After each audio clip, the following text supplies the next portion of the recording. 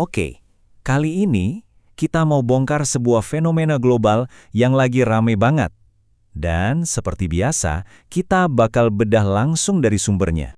Pasti udah nggak asing lagi kan, dunia tuh lagi tergila-gila sama Korea Selatan. Ya gimana nggak, pesona K-pop, romansa K-drama, semuanya itu sukses banget membangun citra Korea sebagai negara yang keren dan sukses di mata dunia.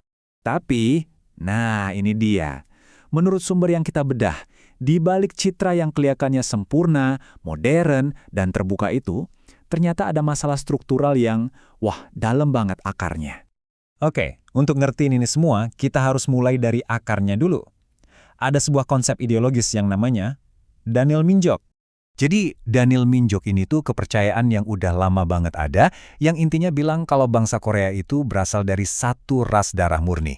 Dulu ya, konsep ini penting banget. Ini tuh semacam tameng psikologis buat mereka bertahan di tengah ancaman penjajah yang mau menghapus identitas mereka. Tapi, seiring berjalannya waktu, ideologi perlawanan ini justru bermutasi.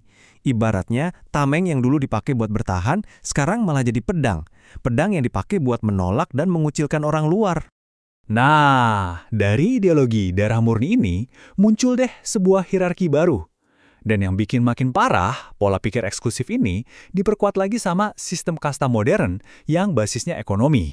Kita tahu kan soal keajaiban di Sungai Han, gimana ekonomi Korea Selatan melesat cepat banget.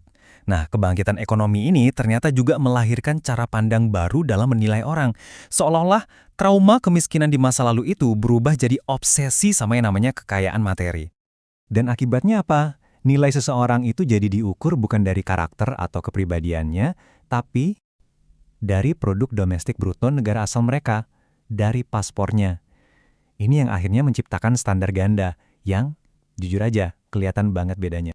Dan kutipan ini ngena banget. Ini nih, inti masalahnya. Dalam pergaulan sehari-hari, ini menciptakan apa yang sumber kita sebut sebagai standar ganda yang menjijikkan. Oke, jadi hierarkinya nggak cuma soal paspor atau ekonomi. Ada lapisan lain lagi, dan ini sangat fisik. Hierarki ini juga dipaksakan lewat standar kecantikan yang super kaku. Istilahnya itu, fasisme estetika atau lookism. Ini tuh udah bukan lagi soal selera atau pengen tampil cantik aja.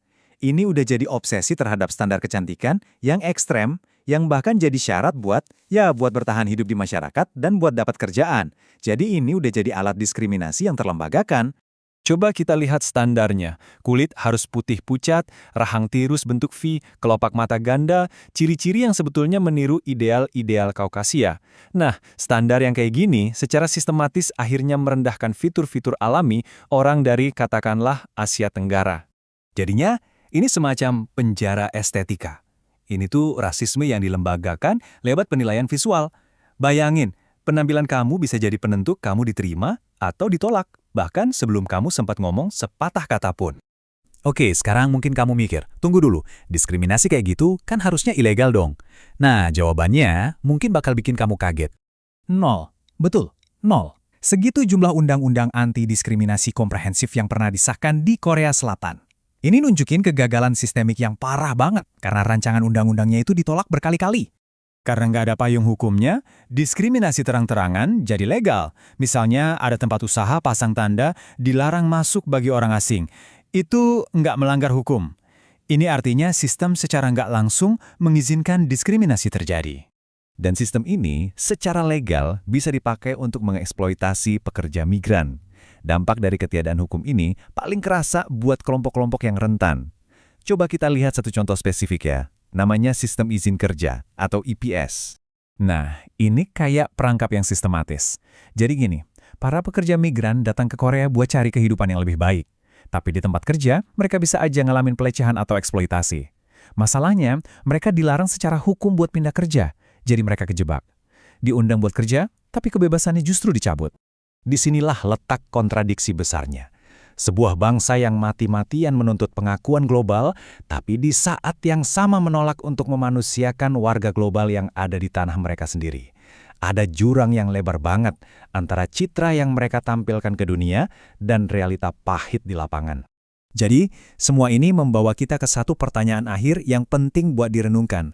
Berapa sih harga yang harus dibayar untuk sebuah citra yang sempurna? Dan yang lebih penting lagi, siapa yang pada akhirnya harus menanggung beban dari harga kesempurnaan itu?